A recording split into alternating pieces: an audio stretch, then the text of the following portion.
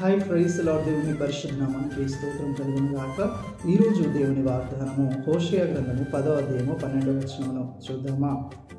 నీతి ఫలించినట్లు మీరు విత్తనము వేయుడి, ప్రేమయను కోత మీరు కోయుడి. ఆమేన్. హల్లెలూయా. ప్రియమైన వారలారా, ఇక్కడ ఏం రాయబడి ఉందనంటే, ఇశ్రాయేలీలు వారి సమృద్ధిని, వారు కలిగి ఉన్న వాటిని విగ్రహారాధనకు ఉపయోగించి వారు ఆశీర్వాదాన్ని పొందలేకపోయారు.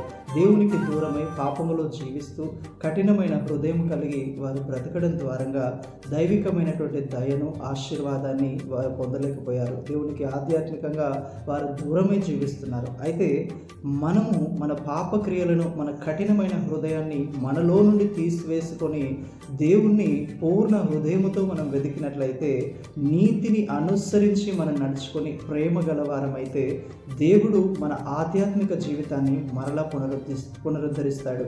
మనము సత్యమును, న్యాయమును ప్రేమించి జరిగించాలి. అది ఏ నీతి అండి.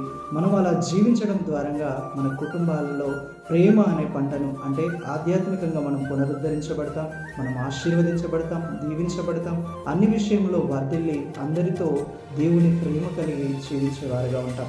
ప్రభు వంటి కృప మనందరికీ దయచేయును గాక. Amen. Praise the Lord. May God bless you all.